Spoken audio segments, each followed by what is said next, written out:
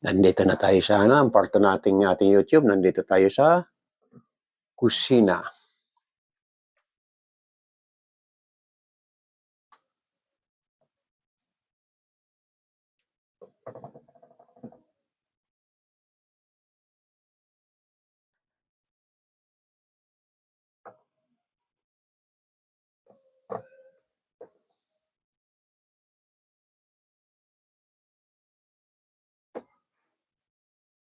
Ayan, isindi na natin yung ating mga kalan.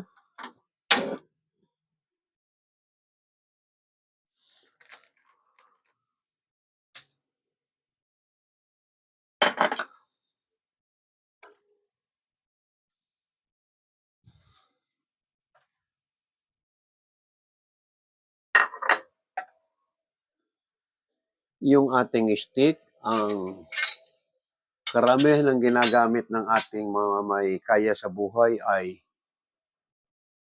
olive oil or butter. Sa akin, butter lang ito. Nilusaw ko na yung butter. Ito, nandito na.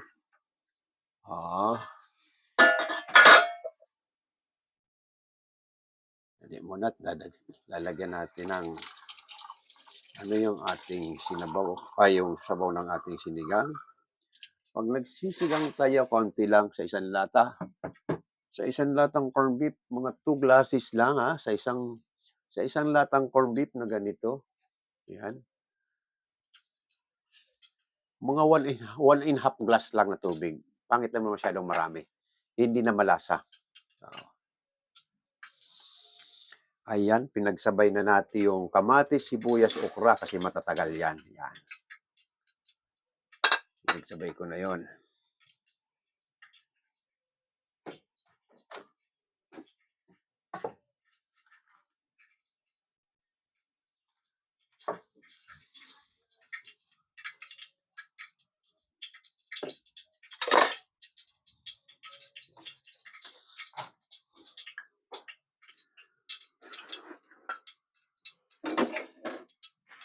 Yung ating steak, ito. Ito nakikita.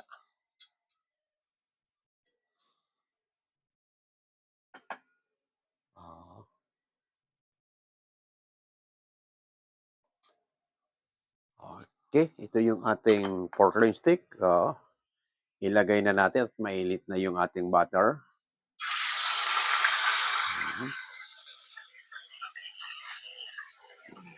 Yan.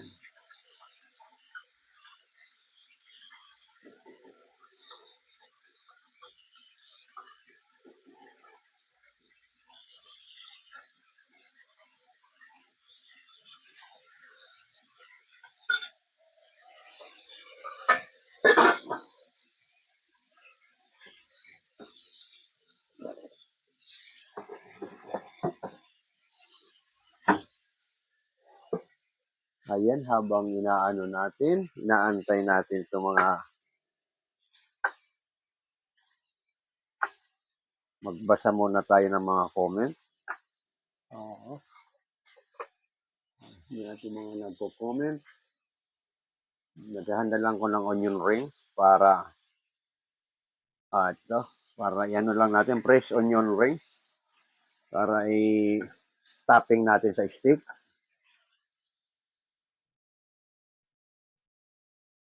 Anong ulam mo, Tay? Ang ulam natin siyan ay pork loin steak at sinigang na corned beef. Okay, ito yung ating, ayan, nakikita nyo na yung ating steak.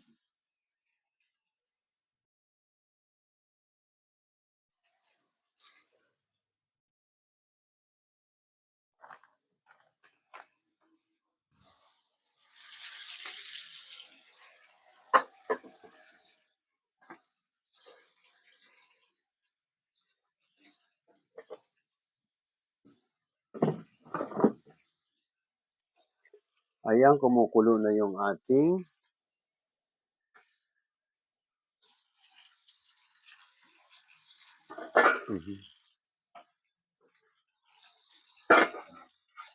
Ayan, kumukulo na yung ating gulay ng ating sinigang.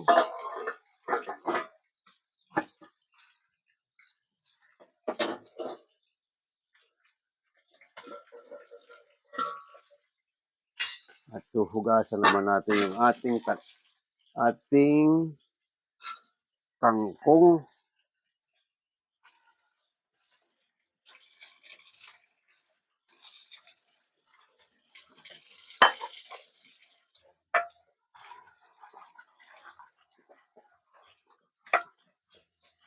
Ayan, kasi ang kangkong kung minsan galing kung saan man galing, kailangan lamas-lamasin mong paghugas para matanggal ang dumi. Di bali sana kung nakita natin yung pinanggalingan ng ating mga binibiling gulay sa palengke. Okay lang kung alam natin kung malinis yung lugar nila. Pag hindi natin alam, ayan.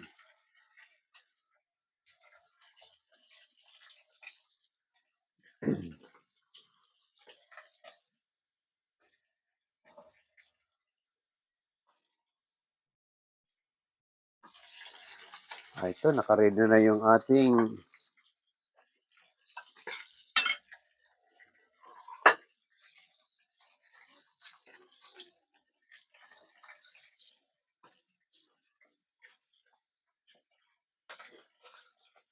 yung isang sachet nito sa isang latang corned beef. Half lang nito. Oh, masyadong maasim naman pag nilahat mo ito. Okay.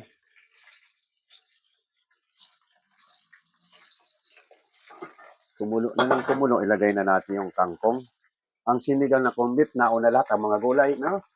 Inuulit ko sa inyo, inuulit ko. Ang sinigang na corned beef, lahat nauna ang gulay. Ayan.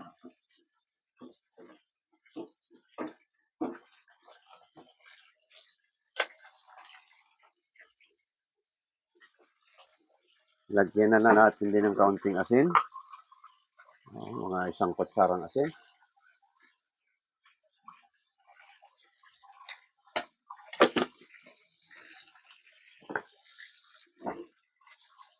At lagyan na rin natin ng pampasim. Sabi ko, half lang nito, pampasim. Yan.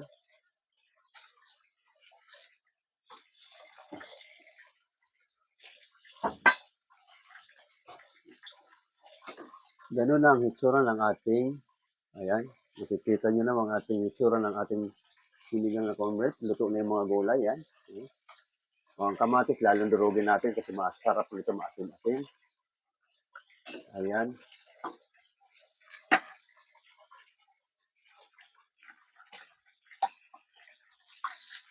Ayan, nakabukas din natin corned beef. Lagyan na natin na mag-sarap yung gulay ng ating.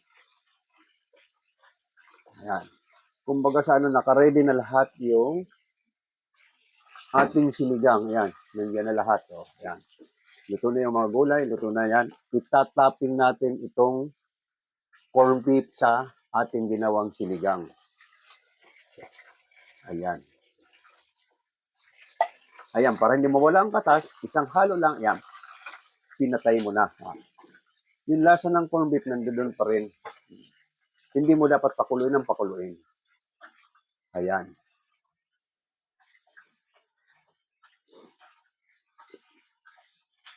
Corned beef na sinigang. Ayos ang sabaw.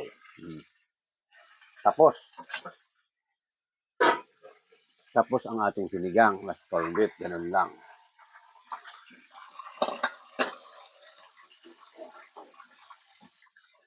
Yung ating steak, malapit na. Pambaliktaran lang ito. Ayan.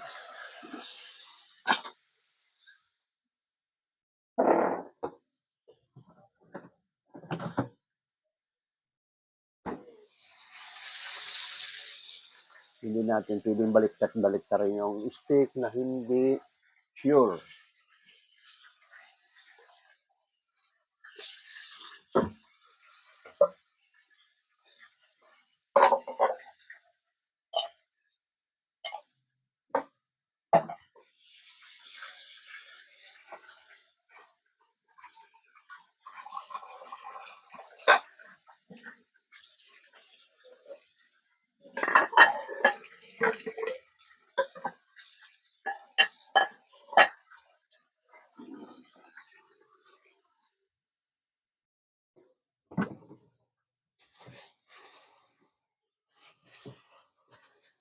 Yes.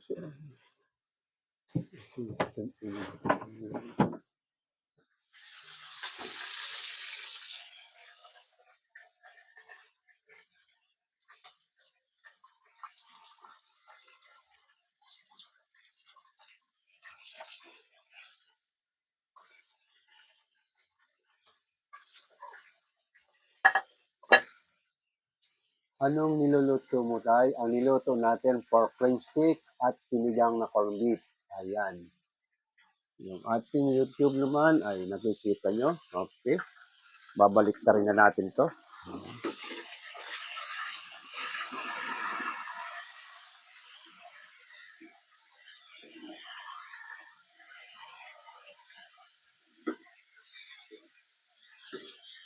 Ayan na. Ganda ng kulay ng ating pork plain steak.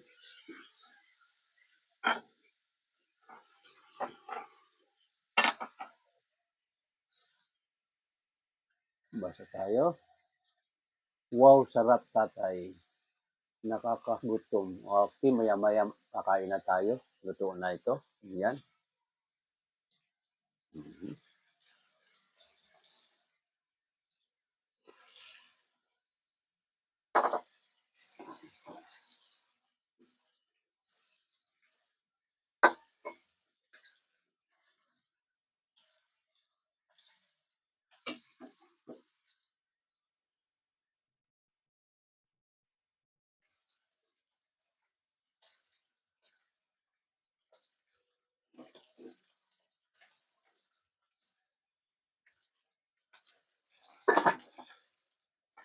Okay, tataping na natin yung ating fresh onion rings. Ayan. Ayan.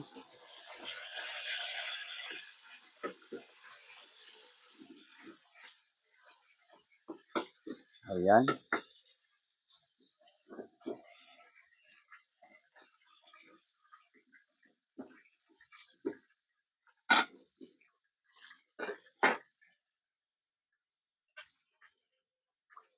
Uy, sarap. Oo, masarap. Maya-maya kakain na tayo.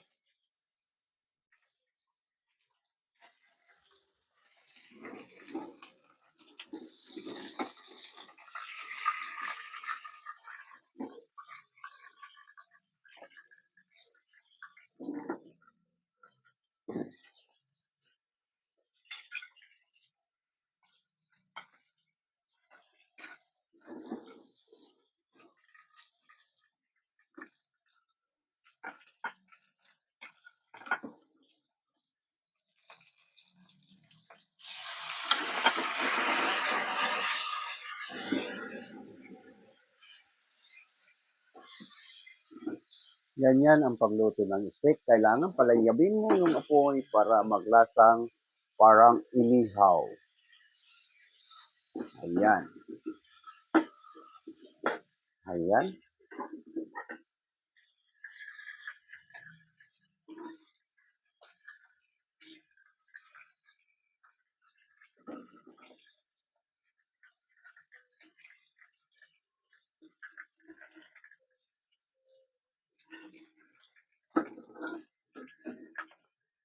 Itong ating sauce na pinagbabaran ay pakukuluin natin at ito ang masarap na sauce niyan. Ayan. Ayan. Butter sauce.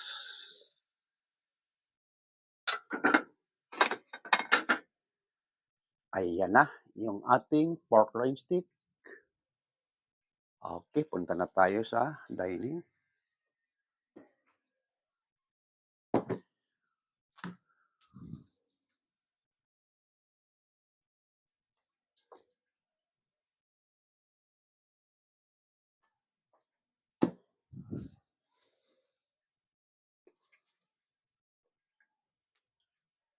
Balik na tayo sa dining.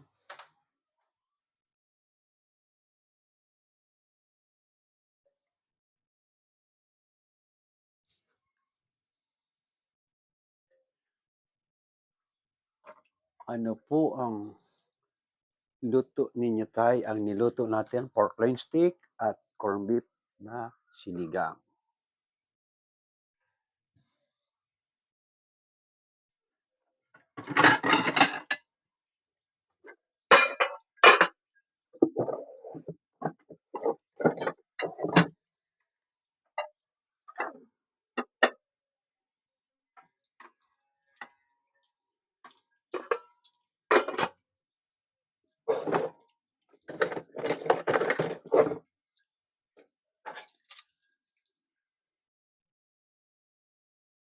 Ito na.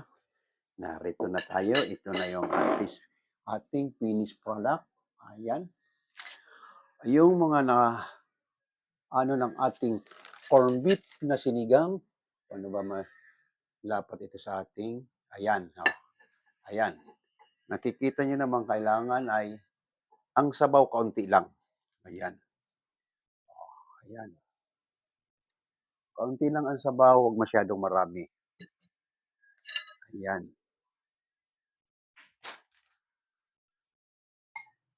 Ganun ang kalalabasan ng ating sinigang na corned beef. Ayan. Ayan. Yung lasa ng corned beef nandoon pa rin kasi hindi mo siya pinakulo ng pinakulo. Ang niluto mo muna ang gulay.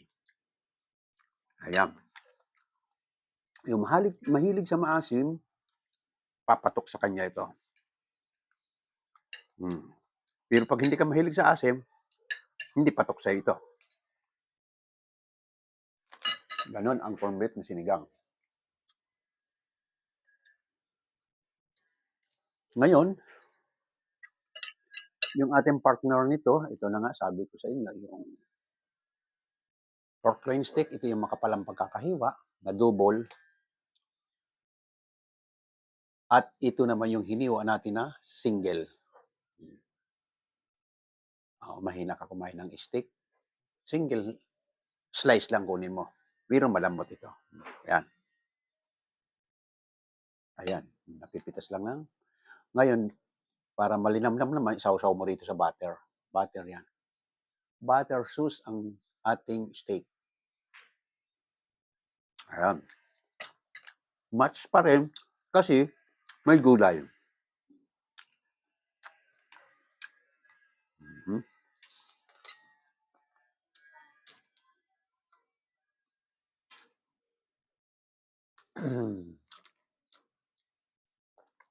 Tulog pa siguro yung mga ibang kausap ko sa live.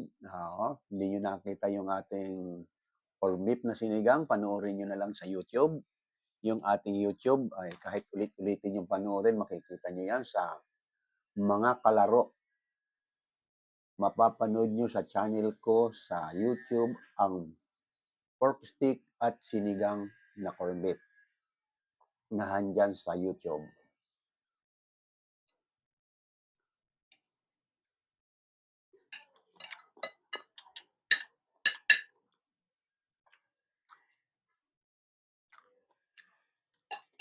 Masarap pag kumakain ka ng steak. Ayan. Nahandyan yung butter sauce with lemon.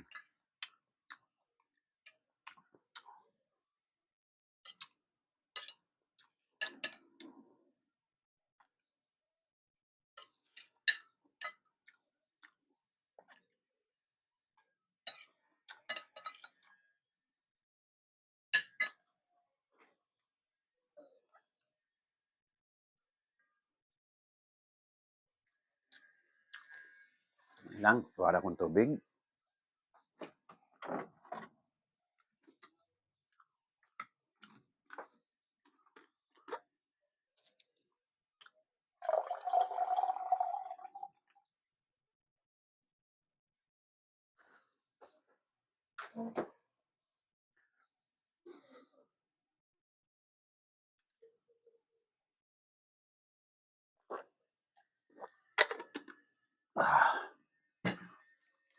Okay, magbasa muna tayo ng mga comment.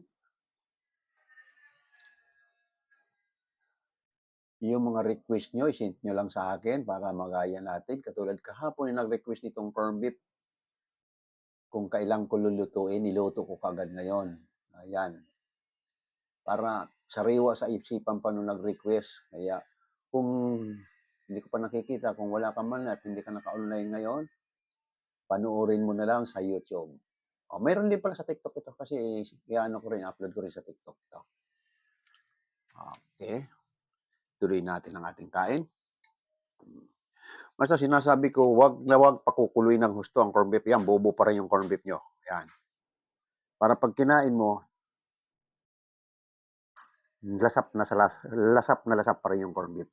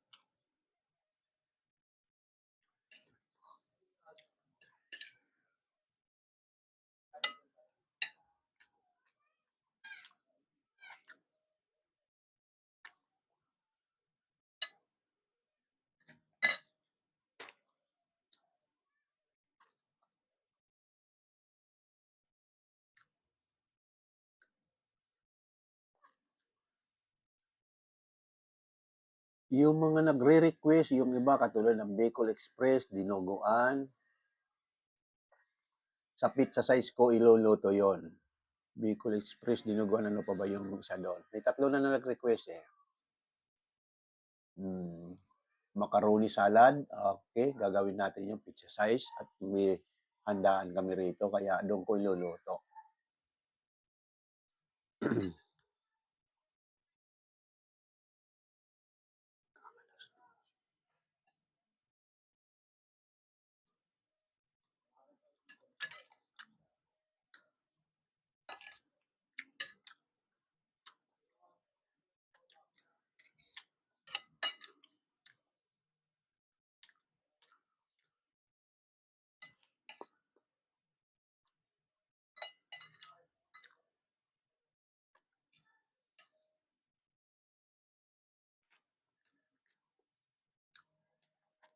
'Wag nating kakalimutan 'pag ginaya natin yung sinigang na corned beef, baka unahin niyo yung corned beef sa gulay.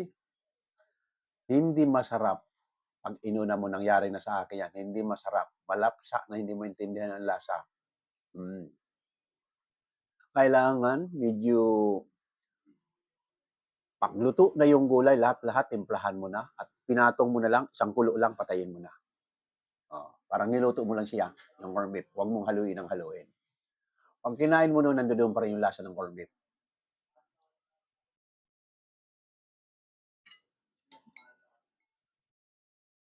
Nakita mo, naubos ko ngayong kain ko. Oh. Yun ang sinasabaw ko, yung sinigang.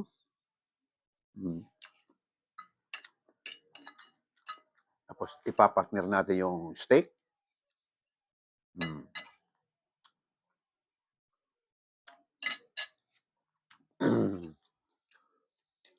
Inuulit ko, pinakikita ko itong ating steak.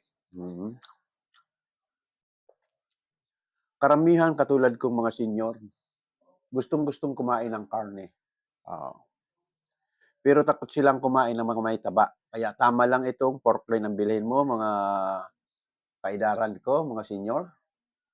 Ngayon, pagluluto ka naman ng steak, ayaw mo namang may oil.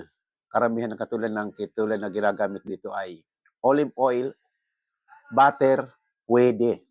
Huwag mo siyang gamitin. Padapain mo lang sa kawali ito. Oh. Katamtaman lang lakas ng apoy. Padapain mo lang sa kawali ito, mga senyor. Ang ginamit mo lang, ayaw mo rin na maalat. Ang ginamit mo lang, kaunting seasoning lang. Yung Knorr seasoning kasi may ano na yon, may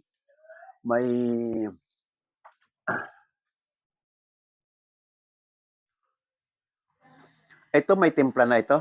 Oo. Medyo maasim-asim na ito. Wala kang ilalagay din sa asin kasi senior ka, baka bawal ka din sa maalat dahil high blood. Ayan. Ayaw mo rin gumamit ng mga magic sarap or anumang seasoning. Pero pag may lasa, kung ayaw mo rin ito, kahit isang pirasong kalamansi, pigan mo lang ng kaunti para magkalasa yung karne. Kung ayaw mo talagang may panangkap at gusto mong kumain nito, sa mga senior na maraming mga pinagbabawal ng ating doktor, susundin natin, padapain mo lang sa kawali ito kasi itulo mo, napakalambot, madaling maluto.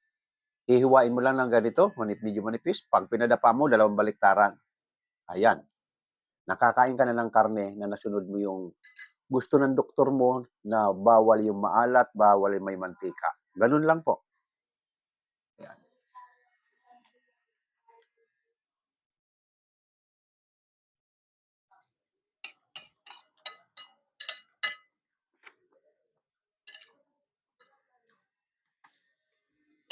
Naubos ko yung kanin ko.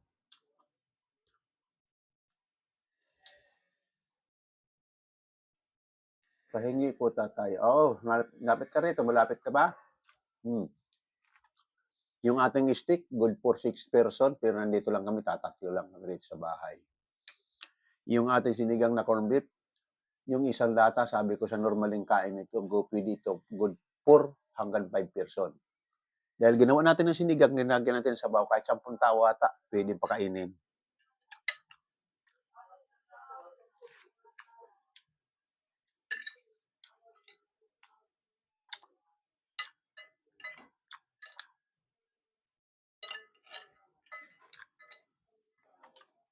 Yun, tingnan mo naubos ko din.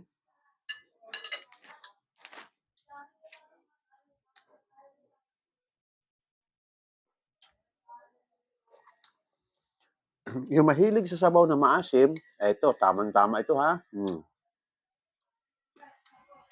Ayos ang paghigop.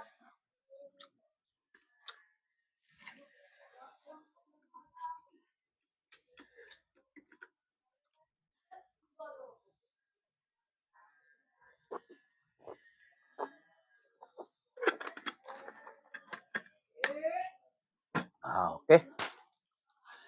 Nakaraos na ako. Kayo'y hindi pa kayo kumakain. Ako'y tapos na. Magbasa tayo ng message.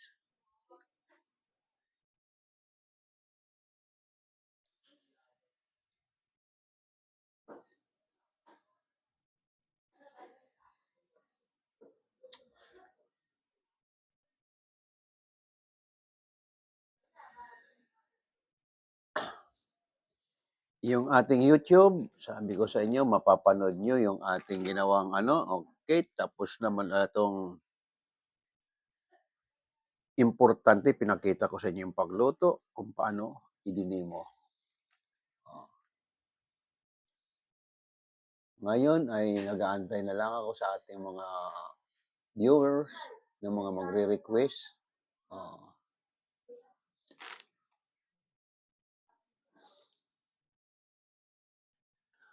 Okay, tatapusin na natin ito sa YouTube at na-explain ko na sa inyo, na-demo ko na sa inyo.